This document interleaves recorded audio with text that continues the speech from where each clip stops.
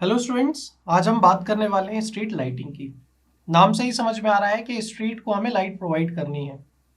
अब street lighting होता क्या है उसको पहले समझ लेते हैं, फिर हम प्रोवाइड भी करना सिखाएंगे और क्या क्या चीज़ें होती हैं, क्या टेक्निकलिटीज़ होती हैं, क्या एस कोड कहता है, क्या इंडियन रोड कांग्रेस बोलता है, उन सब चीज़ों के बारे में बात करेंगे। बट पहले समझते हैं कि ये होता क्या है, क्यों होता है, क्या इसको समझने से मिलेगा।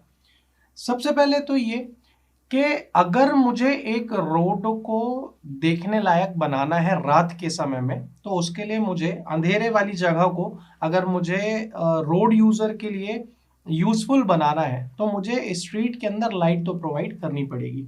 अगर हम नहीं प्रोवाइड करते हैं स्ट्रीट लाइटिंग, तो इससे क्या होता है? आपने देखा होगा कि जो एक्सीडेंट के नंबर्स हैं, वो ज़्यादातर जो एक्सीडेंट होते हैं वो रात के समय में ही होते हैं। क्यों? क्योंकि उतनी विजिबिलिटी नहीं होती है, मतलब कि अनसेटिस्फैक्ट्री लाइटिंग की हम बात करते हैं। रात में ज़्यादातर जो रोड यूज़र होते हैं वो ट्रैवल किस बेसिस पे करते हैं? जो भी उनके गाड़ियों में हेडलाइट होती है, उसी के बेसिस पे वो लोग अपनी उनकी पूरी की पूरी डिपेंडेंसी होती है। बट ज़रूरी नहीं है कि उस हेडलाइट से आपका जो ट्रैवल है वो उतना कंफर्टेबल हो सके, ट्रैवलिंग जो है आपकी उतनी कंफर्टेबल हो सके। बहुत बार ये एक कॉज होता है हेडलाइट का कि उसके कारण जो सामने वाला भी हेडलाइट है उसके पास भी है, अगर वो अपर किया होता है, बहुत बार ऐसा होता है कि हमको दिख नहीं रही होती है रोड, और जैसे ही वो पार करता है, क्रॉस करता है, हम किसी चीज़ से टकरा जाते हैं या फिर गड्ढे उड्ढे में हम जा सकते हैं।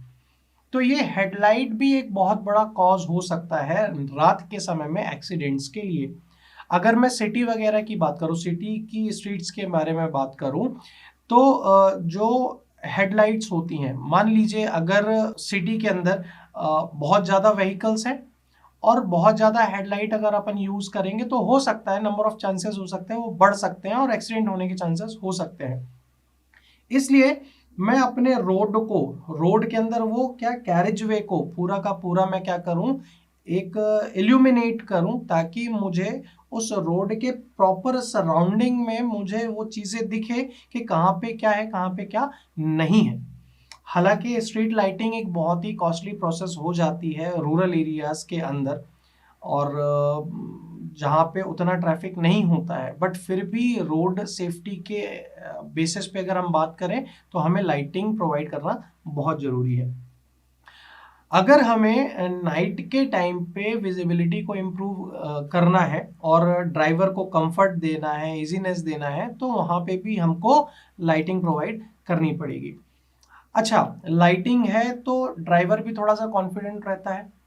अगर लाइटिंग नहीं है तो आदमी अपने ही लाइट के बेसिस पे आप बहुत आराम आराम से जाता है। अगर आप सिटी में जो स्पीड देखेंगे वो कंपैरेटिवली ज़्यादा होती है। अगर आप किसी गांव में निकल गए, गांव में क्या होता है, आपकी गाड़ी की ही लाइट है, ठीक है। अगर मान लीजिए नहीं है, अचानक से स्पीड ब्रेकर आ गया, रात में नहीं दिखा, तो प्रॉब्लम हो सकती है।